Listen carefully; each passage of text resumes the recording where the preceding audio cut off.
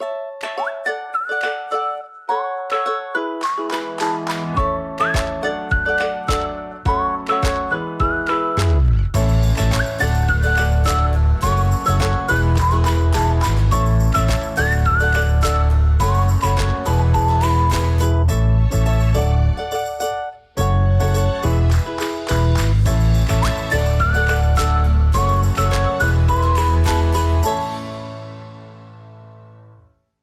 many weeks now, we've been reading some of the same books and articles and having Zoom conversations and working to build our own shared understanding of disciplinary, interdisciplinary, multidisciplinary, and transdisciplinary learning. So I thought since we were all actually in one place, it might be fun to come together and have a conversation about it and, ignore the fact that this camera is rolling. Indeed. So, Andrea, I'm going to start with you. The IB-PYP is described as a transdisciplinary program. The MYP is described as an interdisciplinary program. What do you think of those distinct definitions according to programs? I think my first reaction to that question is like, yeah, that's great. We want to have transdisciplinary. We want to have multidisciplinary. We want to have those things. We want to reach for those goals.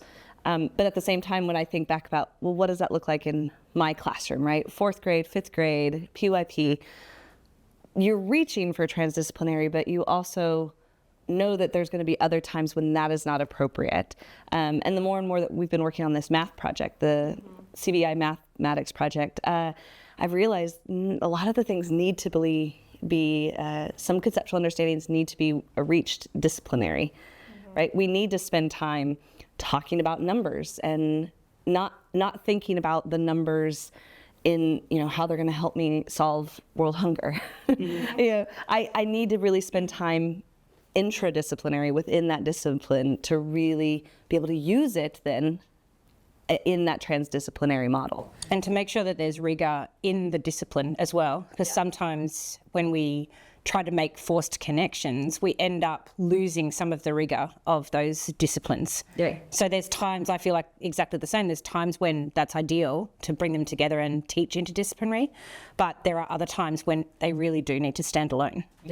And again, it's going and like trying to work towards it. Like the things that you can achieve when you have that as that end goal also can be really meaningful, but knowing along the way you might not always hit that point. I think one of the challenges with having an identified framework for a grade level, transdisciplinary for K-5, interdisciplinary for your 610 program, it's just what I think is insinuating, maybe perhaps not saying, but is insinuating, or teachers may infer that that's the preferred method for that grade level. When I actually think that like all strategies and all things, not one thing works 100% of the time for 100% of the people in 100% of the situations, you really have to have a toolbox and pull on these things in ways that satisfy the learner. What is the discipline need at the time? What is their prior knowledge? And so if you're introducing a new topic, right, maybe disciplinary is going to be what you really need. You need to focus on the concepts that are associated with whatever you're trying to do. And then once there's some knowledge, you might want to then think about, am I going to have connections that need to go across 2 or 3 of the disciplines, or are the students ready now to be able to like look at a problem and a solution and then use a transdisciplinary model? So I just think that there is, while one method is being identified with one grade level, I think teachers need to be aware of, they should have all of the understandings on all of these things whenever they need to. I couldn't agree more. And they shouldn't be tied to it either. There's no reason that MYP can't be reaching for transdisciplinary. But often I think that's part of the difficulty sometimes, is like the messaging is this should always be interdisciplinary or this should always be transdisciplinary. And I think that teachers need to be kind of freed from that a little bit, to know that there are multiple models that have roles in different places for different needs. And maybe it also goes back to like the conversation we can have. What is multidisciplinary? What the language that people use across the field is also so varied in how people use it. So why is it important to build a common understanding as a school of disciplinary, interdisciplinary, multidisciplinary, transdisciplinary, and have that as a shared understanding. I mean, I know for many years, even when I was first working as a consultant, I could not tell you if somebody asked me what's the difference between transdisciplinary and interdisciplinary. And we've been having those conversations recently, and we're still having those conversations. So why should schools invest time in really being able to build their own shared understanding? Because there are definitions out there that I don't agree with. And there are definitions out there that contradict each other of these same terms in education. Well, I imagine if we tried to make that Freire model, right? And we're filling in, to me, the most helpful piece as a classroom teacher is the examples. What does this actually look like? Yes. That piece of it. Yeah. And I think it's like any other concept or any other term. As a school, you need to come and have a shared understanding so that you're rowing in the same direction, right? And so one of the things I found in just researching for this, integrated curriculum course that we're contemplating, I found that the research, as well as many of the teachers that we've been speaking to, seems to be a common understanding of what disciplinary is, right? There seems to be a general common, the research has shown, a common understanding of transdisciplinary. It's the stuff in the middle, whether you call it cross-disciplinary, multidisciplinary, interdisciplinary, that's the one where there's such varied perspectives and definitions. And I would say and I was actually looking up, the IB has, interdisciplinary has a definition for the PYP, a varied definition for the MYP, and a varied definition for the DP. And so, as teachers who might be teaching either across grade levels or within a school, you might think of interdisciplinary in one way, but in another grade level, it's a different idea. And so I think that's why it's important. What do we talk? When I say interdisciplinary, we're having the same conversation. You and I need to be on the same page about what does that mean. Teachers so that within the school need to feel really confident that what they have in their mind when they go to a planning meeting to plan an interdisciplinary unit is the same as everybody else at the table. Because if we end up with people with different ideas even sitting at the same table, we've already got dissonance and it's not going to work. So that shared language, like you said, with any kind of shared language that we have at a school, there needs to be a common understanding within the school, and the schools need to invest in that time to train all of their teachers to have that shared language and understanding of those terms, so that we don't spend time in that sort of dissonant place where we're still wrestling with those terms before we even actually get to the planning part, because we want to be able to use our planning time for planning and not trying to work out what we're planning.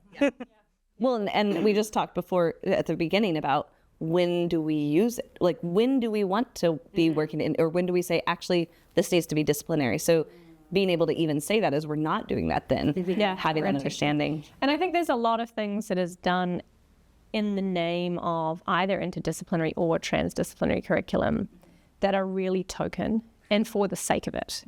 And I think that we need to call that out and go, is this purposeful? Is this meaningful? What are students getting out of this? And if it's for the sake of an interdisciplinary approach, then stop. That's not helpful.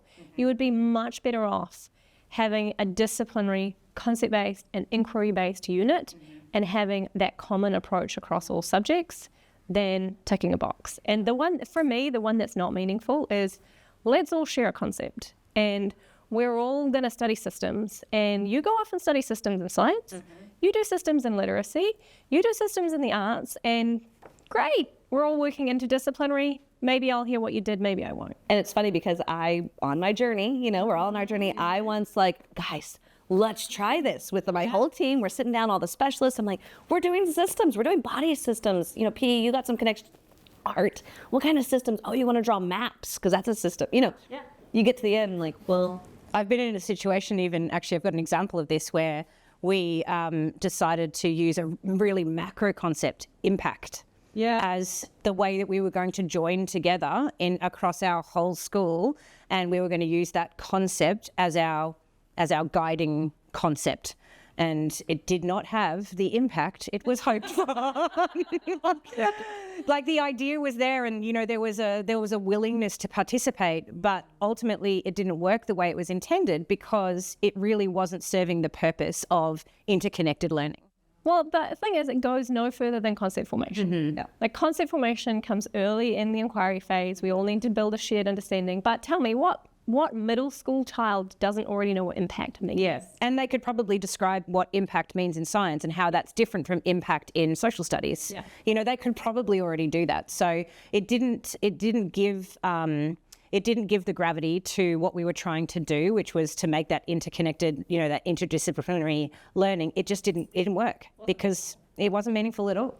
But it's an easy way to tick a box. Yes, right? absolutely. You don't have to do much in terms of collaboration to go, yep, we all studied the same. Yeah, but it's good that people have tried that and seen what happens when it doesn't work as well, because, you know, I learned so much from that and realized, oh, this doesn't work. Yeah. As long as people are willing to take the time and reflect and go, was that valuable? Rather than going, hey, I've got a solution.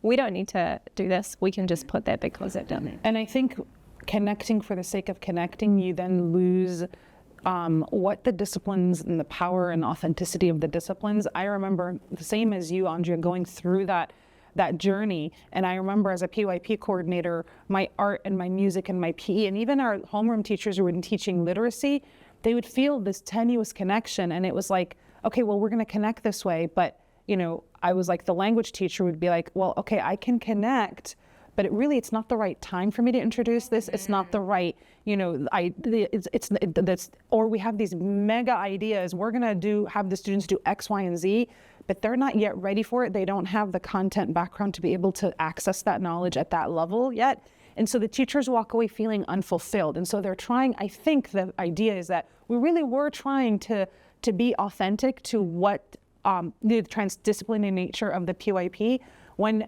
all we needed was, wait a minute, it's not working. We need permission to just kind of think about where can those connections be authentic. And if they're not authentic, then we need to do what we need to do for the discipline, for the students to get the understanding.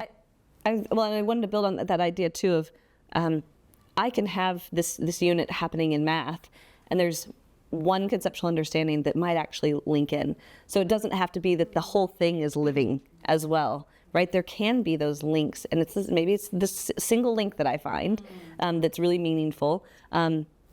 And great, but the rest of those math understandings, they're not happening within my unit of inquiry perhaps because it's not meaningful. Well, done well, it creates rich opportunity for transfer. Yeah. I've understood this in maths and I can transfer that understanding into science or social studies and it's meaningful.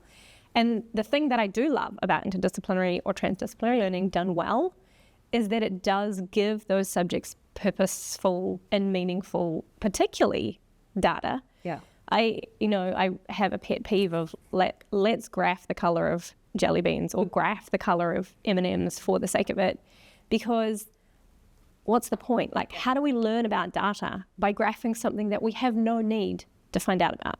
And so to create those rich interdisciplinary connections when, as you say, when they make sense, I think is something we do want to advocate for and something we need to be mindful of and need to keep kind of pushing ourselves to say, where are the meaningful connections? And the key to that is planning time. Absolutely. Absolutely. Because if you are just kind of rolling through your year and you've got all your units kind of planned out, you know, this is the order I'm going to do my maths units. And then at the end, you get to statistics and you're like, oh, it would have been so good if while we were studying ecosystems in unit of inquiry that I had done my statistics unit at the same time, because look at all the amazing data we could have researched.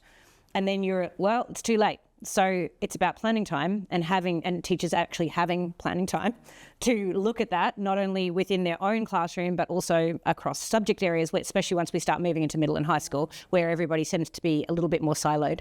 But even before that planning time is the curriculum mapping. Yes. To look for the opportunities. You can't have the planning time if you don't even know what the opportunities are. Absolutely. So ideally, the year before you start, having those opportunities to curriculum map your year. And I've also worked with schools who are not in the IB programs, but who are deciding each term what they're going to do the next term, which blows my mind, because how can you figure out what a meaningful integration with when to teach your persuasive writing if you don't know what you're teaching it to for? If you're literally making it up as you go along and going, we're going to wait and see what's meaningful and what comes out of this or what's topical at the time, but all those rich opportunities for really well integrated curriculum are just to make sure the learner is gaining something, but that the teacher also feels like they're actually teaching and there's learning happening.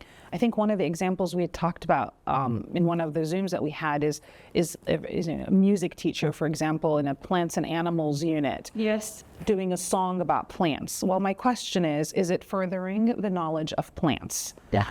Or is it furthering the knowledge of whatever it is your discipline might need, like art, rhythm, and rhyme? Or are you just choosing that song because that's how I'm going to connect to the unit? And I feel like as a teacher, you walk away feeling like, like when discipline isn't valued, because really what I want to be doing is playing an instrument, and now I have to pause and sing. Or the song that I've chosen actually isn't really the best for teaching rhythm or something. But that's the other side, right? It's not that around a concept. It's let's pick a theme. Let's do the apple unit. Color pictures of apples. Sing Johnny Appleseed. Yeah.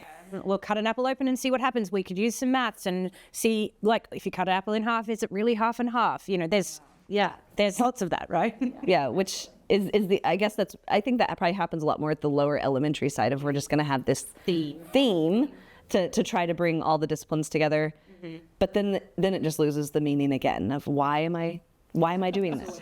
So what does good integrated curriculum look like? We've just spent all of this time kind of dissing what we don't think should be happening in classrooms. I don't think it would be fair to then say, so that's it. We don't think that's any of it. What does it look like? What can any of you speak to a unit where meaningful integration has happened? You were talking about those planners and how a planner can really, the unit web planner. Yeah. And so that's, I think, something we're trying to figure out, which is, what is in a concept-based classroom, right? If we're to define it from the perspective of concept-based, what does disciplinary, interdisciplinary, transdisciplinary look like? And I think one of the ideas we were kind of playing around is from a unit web perspective. When you're planning your unit, it's gonna look differently. And I think, we talk about the discipline. The unit web will be, science and social studies will be the chapters of the book. For literacy, it'll be, what we've learned, understanding text, responding to text, critiquing text, producing text. When you're talking about interdisciplinary, it'll be the subjects, right? And so if I'm trying to do a unit on, animal conservation or something like that, then okay, what is science bringing that is going to further the understanding of that topic? What is social studies bringing to further what about literacy? And if it doesn't make sense for one of those disciplines, then you don't connect it to that topic, right? But that doesn't mean you're losing the rigor of your subject, because I can have one or two of my understandings related to interdisciplinary, but the other understandings will still be authentic to the discipline. One of the examples I find that I think the PYP does really well from a transdisciplinary perspective is the exhibition, right? Because we talk about it's a problem-oriented or a question that they're trying to figure out. And so what knowledge are the students needing from the different disciplines to be able to solve that problem? To support that inquiry and partnering on that, if they need a heavy amount of understanding from science, then that's what they get. They take what they need in order to support the inquiry, whether the skills or knowledge come from whatever discipline it is. And yeah, like you said, it's a really good example. Then I think it's that same, I've had this disciplinary work, right? I have in the real world, I'm going to go out and gather around a problem, and I'm going to bring the biologist, I'm going to bring my art designer to help me with things. I'm going to bring all those different disciplines together, but they do have rigor behind them as well. And I think you've got to really bring both. And there's a topic, problem, or issue at the center of why those disciplines or professionals, in some cases, are coming together, not a random concept. And it assumes disciplinary knowledge is already there. In order for me to be able to figure out what I even need to pull from the different subjects, I need to know something first. And so I wouldn't start transdisciplinary right in the very beginning of something, or when students are learning something for the very first time. They have to be able to pull on some knowledge or some skill to be able to do that in an appropriate way. But as I think of the younger students too, they don't see the world as like, this is science time, this is math time, right? And I was thinking about that with my daughter. I'll say, oh, well, we don't play with that. And I kind of stopped myself. It might have been scissors or if we don't play with that. And I was like, well, everything you do is play. You do everything that you interact with. That's not, the word play doesn't mean anything to her now, but as we slowly talk about it more, and you're doing math now, that's when, so when they're younger, their world is transdisciplinary, and if we could just continue that. So if you want, I can tell you about an experience I had with trying to bring interdisciplinary into the middle school and the transdisciplinary. So, and we decided as a school that we wanted to break down that sort of siloed effect that middle schools have. So we moved from elementary, where we've got our homeroom teacher who teaches all the subjects, most of the subjects, and then we move into middle school, and all of a sudden the students have all these very separate siloed subjects, and oftentimes we never meet, right? We just don't even talk to each other. Occasionally you'll get schools where you have teachers who cross over between departments, which I did. And so I had some knowledge of what was going on in other departments.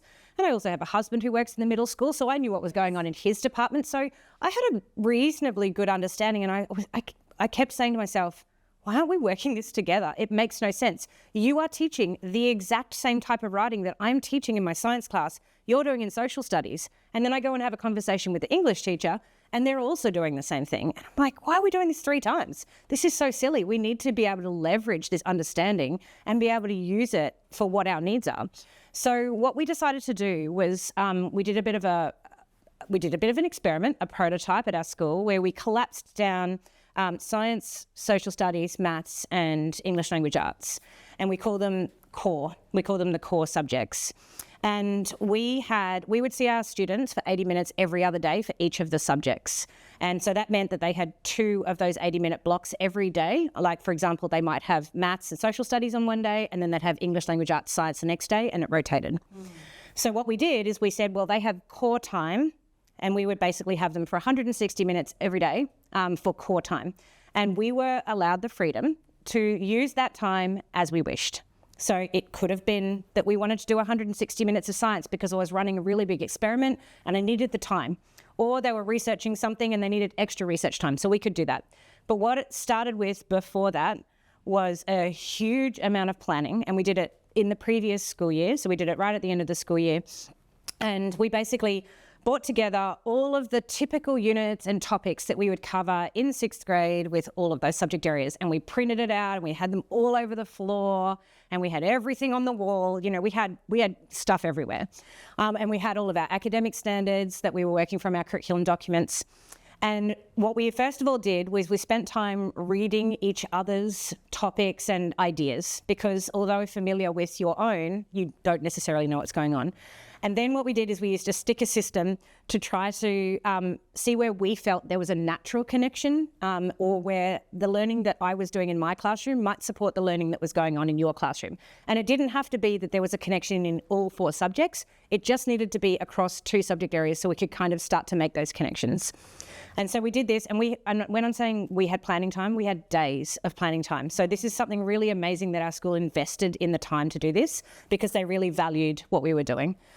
So then after that, we all then discussed, okay, so where do these connections work? And we really did flesh it out. Like you were saying before, Andrea, about, okay, well, we could make a connection here when you're studying X and I'm studying Y, but I need to also go into the depths of something else that's a bit tangential, like to what you're doing and doesn't really fit, but we could still make these ideas support each other, and then I could do this extra teaching, or I could do it before. And so then we started trying to arrange, like, okay, so where is the best place to teach these units so that they can have the support they need across the curriculum areas?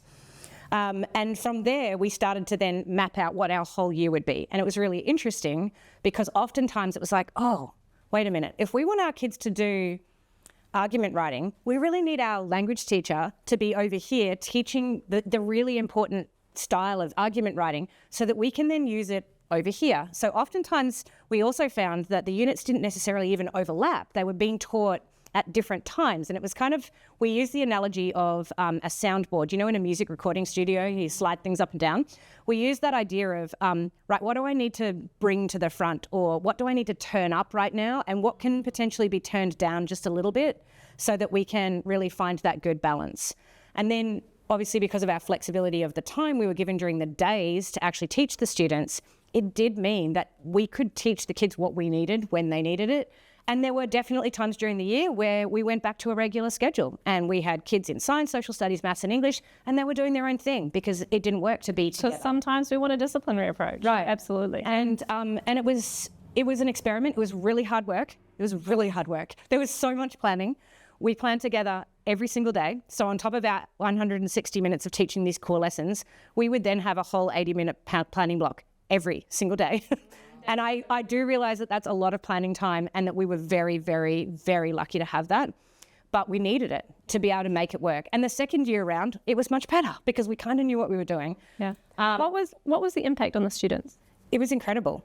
It was incredible. And I could get through so many more things and go much deeper into my subject areas that I'd never been able to before because all of a sudden things were taken off my plate. Yes. Because English language arts was doing something, or I wasn't having to teach citations because somebody else was doing that. And I think the other thing that was really amazing was we had less assessment because we were creating assessments that could assess multiple subject areas at the same time. And so students weren't constantly like, oh, I've got to write this essay and I've got to write this lab report and I've got to do this research and I've got to do a presentation. We could get through those all together. And I also think the conversations the kids were having was so impactful because they were talking like those siloed barriers didn't exist. Yeah. They were talking like we do in the real world. And I was like, oh, wow, this is so cool. They see the value of being able to move in and out of these areas without thinking, oh, this is science and this is technology and this is whatever. That's so inspiring. And I'm excited to be able to continue the conversation with all of you. Thank you so much for joining me today for this discussion. I hope that it's a discussion that we can continue to revisit as we all continue to kind of learn and share our experiences. And my hope is that as a global community, we can continue these conversations and build more of a shared, consistent understanding of what do we mean by these approaches and what does it look like when it's done well. So thank you so much. Thanks, Rachel.